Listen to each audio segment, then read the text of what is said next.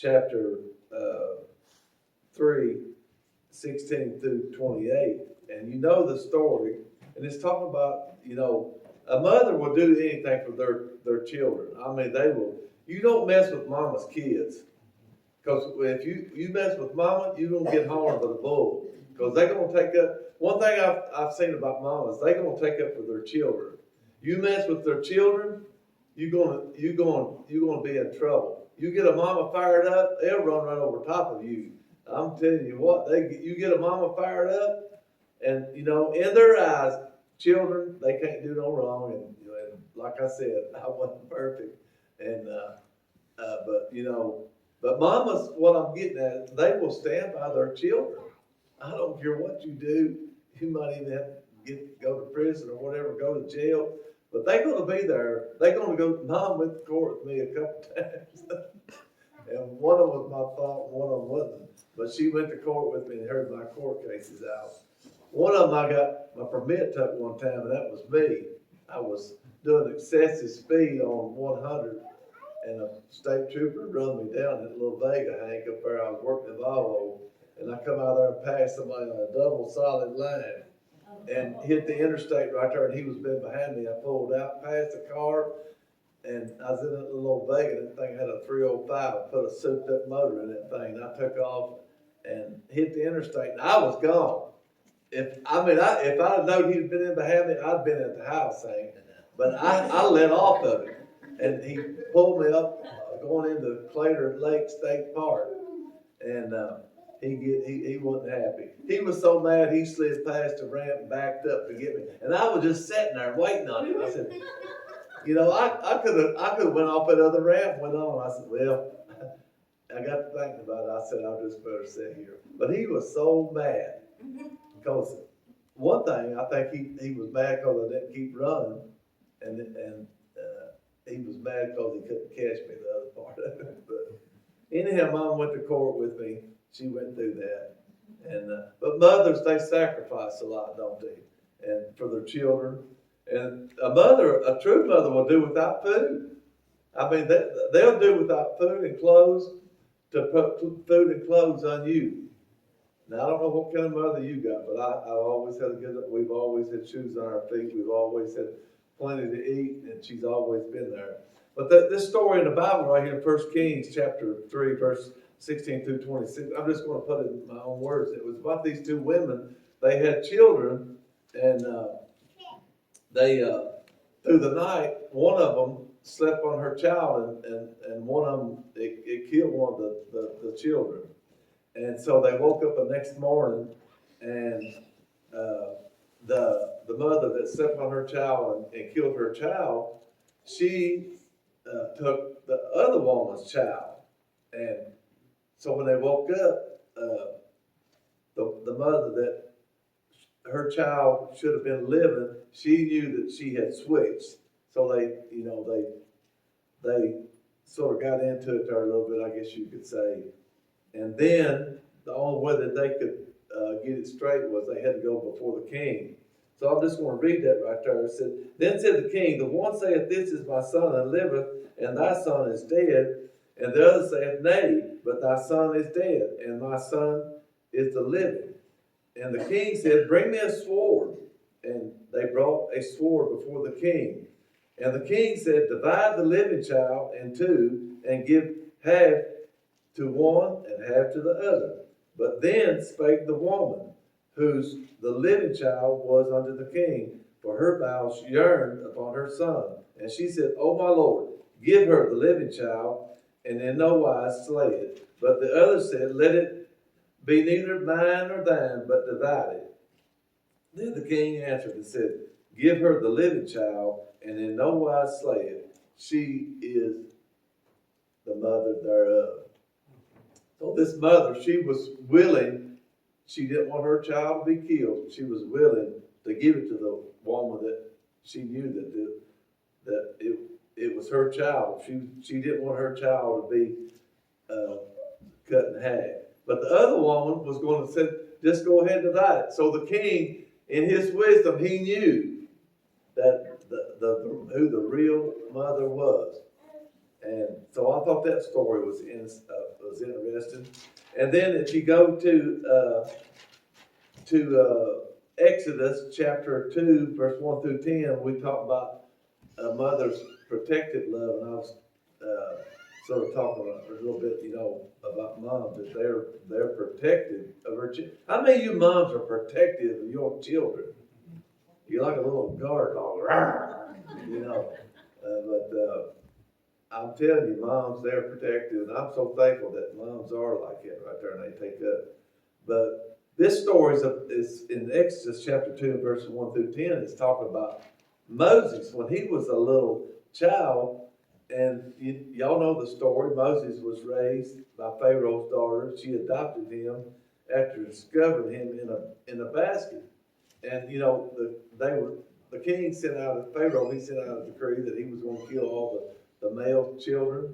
And so she took Moses down and put him in a little basket and put him in the Nile. And she was just sitting back and watching. And Pharaoh's daughter came down and found the child and got him out, and he was crying. And she raised him. She raised him under Pharaoh's roof. They were Egyptian, and he was a Hebrew, and she raised him. And so so the story goes, that they raised little Moses right there. Says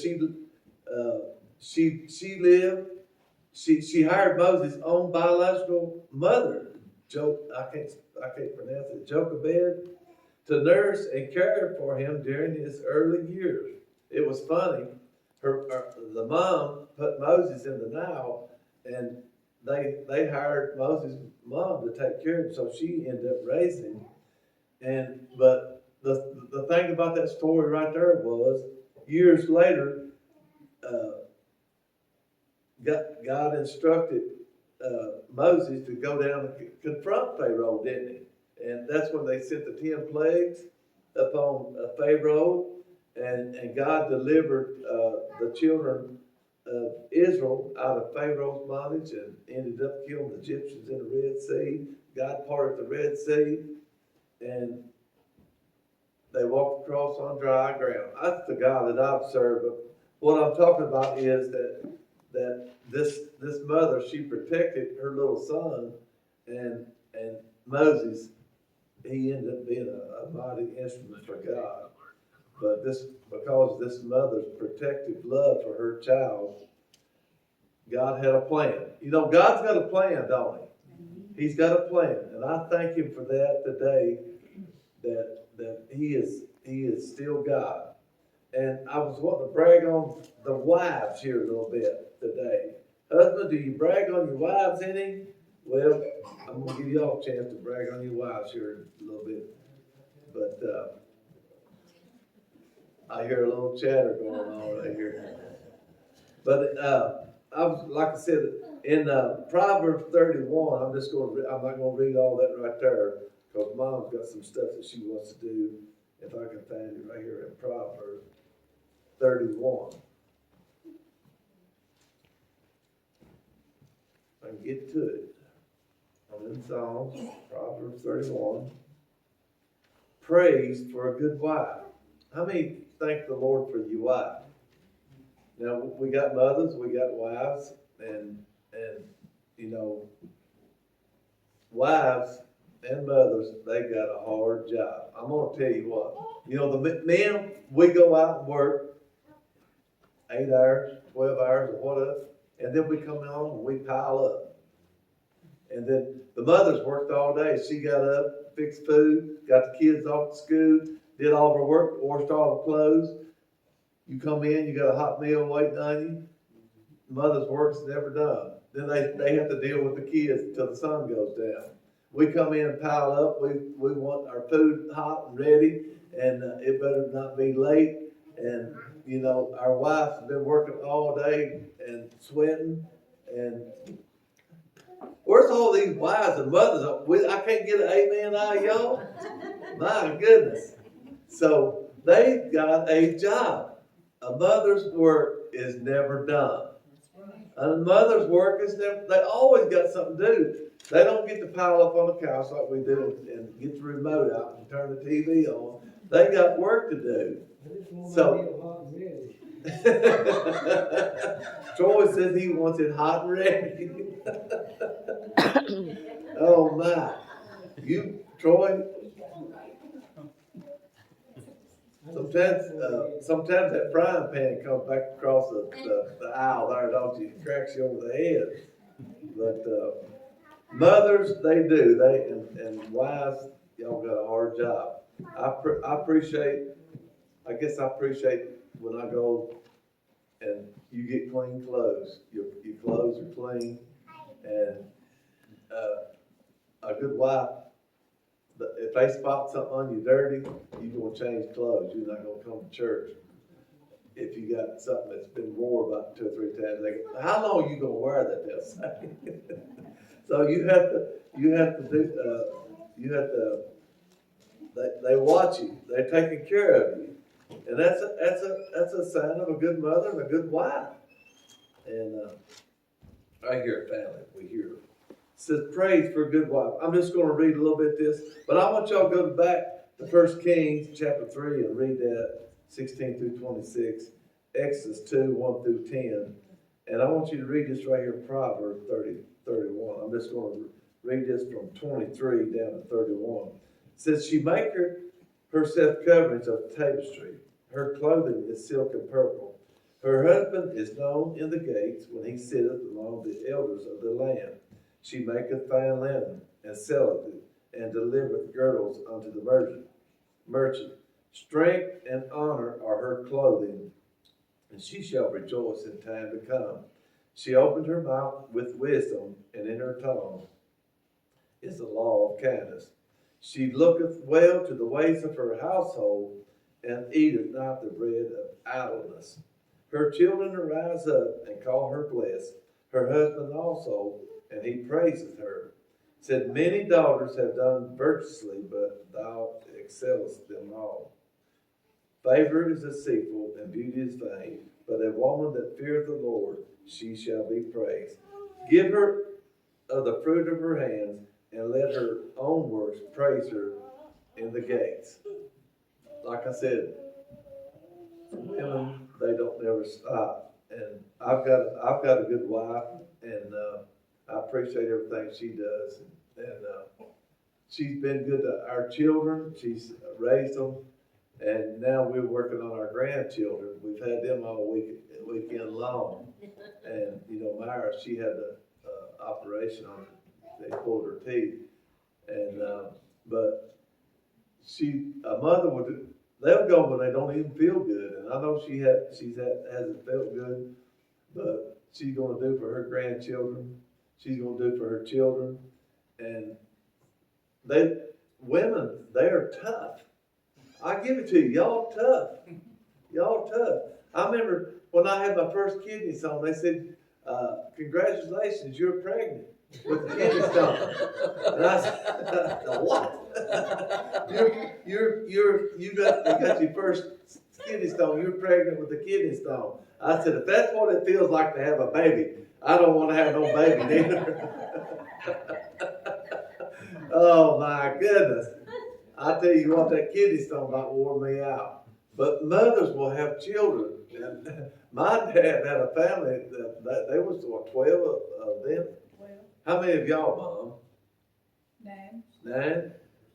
Back then, women, they had a lot. They raised a lot of kids. You know why they had so many kids? Because they had a lot of work to do. Everything wasn't modern like it is today. They put them kids to work, and mamas, they provided for them all. But I thank God for my mom, and I know y'all do too. So we appreciate you, Mom. I love you with all my heart. And one thing about my mom too, she loves flowers. Oh my goodness, she loves to get in the garden. She would stand up there with the scarecrow all day long. She had to. Matter of fact, who built you that scarecrow, Mom? Melissa built. This is funny. Melissa built her a scarecrow, and it looked like Mom standing in the garden.